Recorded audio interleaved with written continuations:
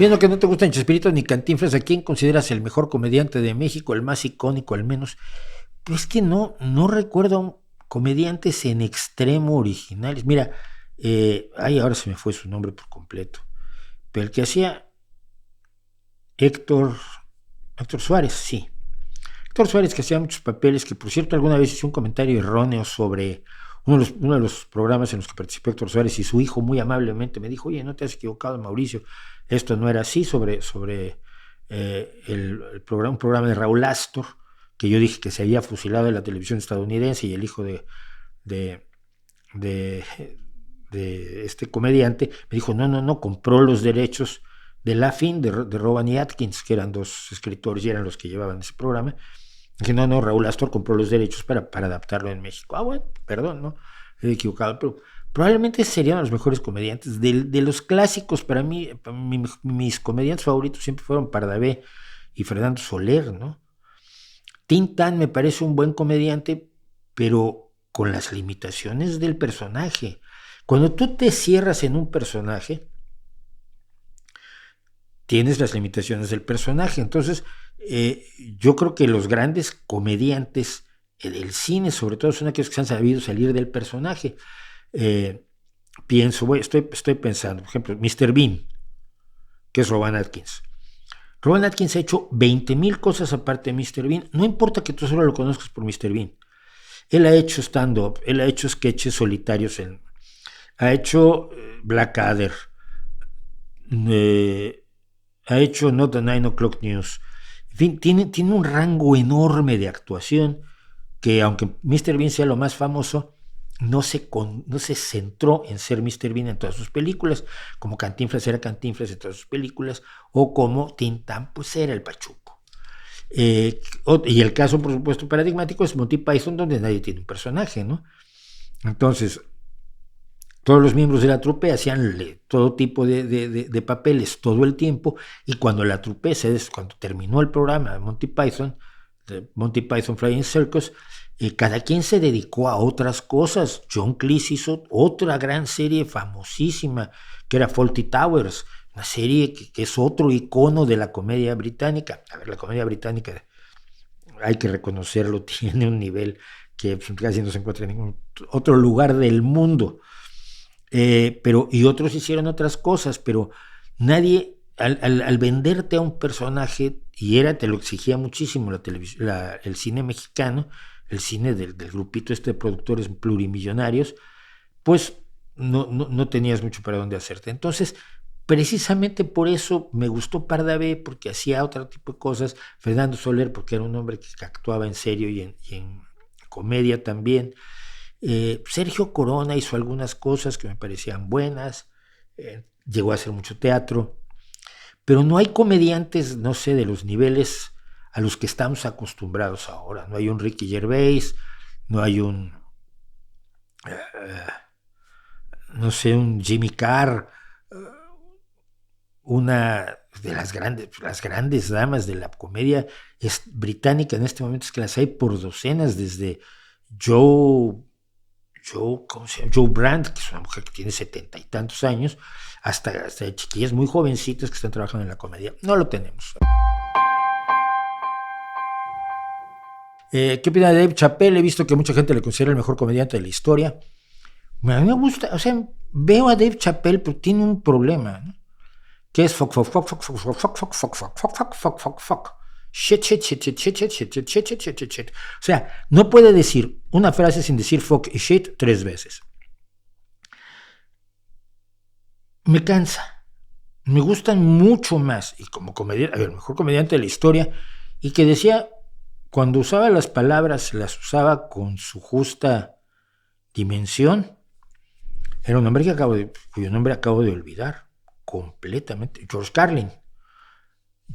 Soy malísimo para los nombres, es terrible. George Carlin me parece uno de los grandes comediantes de la historia en inglés, Estados Unidos. Me gusta mucho Jimmy Carr, que es brutal, que es de los que exploran los límites y los extremos, pero con cierta elegancia, curiosamente, ¿no? Me gusta mucho Dara O'Brien, por ejemplo, me parece un tipo brillante. grandes comediantes. Estaba Steve Allen, que era un irlandés maravilloso, que le faltaba una parte de un dedo. Lo recuerdo, se sentaba y hablaba con su bebida y su cigarrillo. Imagínense aquellos tiempos, se podía beber y fumar cigarros mientras contaba sus historias. Y fumando y bebiendo, contaba sus historias Eugenio, uno de los grandes comediantes españoles.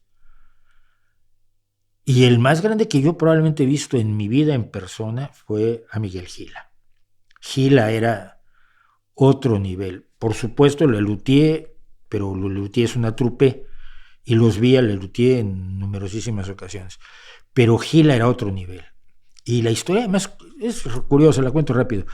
Yo con la empresa en la que solía trabajar, donde hacíamos comunicación audiovisual, íbamos mucho a un tablao flamenco que había en México, en la zona rosa, que se llamaba el Corral de la Morería, que es el nombre más estereotípico, arquetípico que le puedes poner a un tablao flamenco. E íbamos a oír cante hondo y a ver baile flamenco. Y una noche vamos al tablado y vemos que hay cola y están cobrando la entrada. Como ya nos conocían, te acercas, ¿qué estás haciendo? ¿Cómo que estás cobrando la entrada? Es que hoy va a actuar Gila.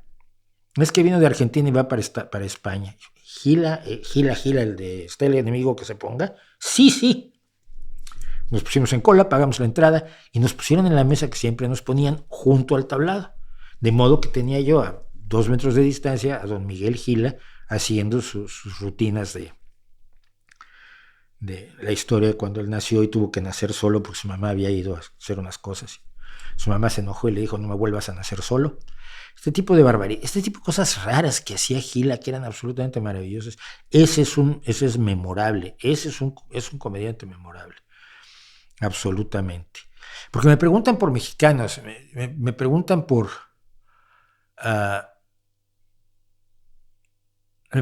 Resortes, por Clavillazo, por Ramón Valdés, y todos ellos son personajes, no son ellos. Clavillazo solo hizo el personaje de Clavillazo, Resortes hizo el personaje de Resortes, el ay mamita, y Ramón Valdés hizo el papel de que le tocó en El Chavo del Ocho. No, son actores cómicos, no son comediantes. El comediante debe tener la capacidad de analizar la realidad a su alrededor y de presentarla de una manera interesante y divertida y que ayude a pensar y que desafíe cosas, ¿no? Si no,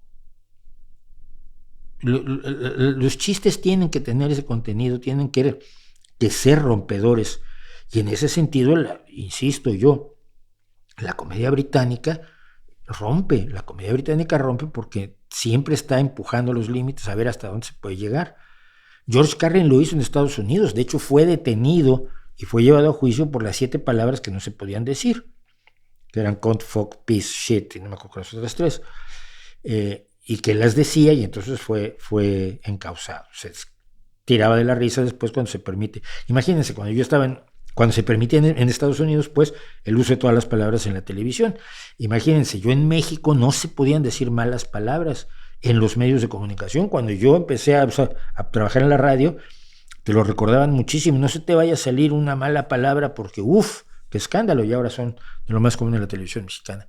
Entonces, me quedo con...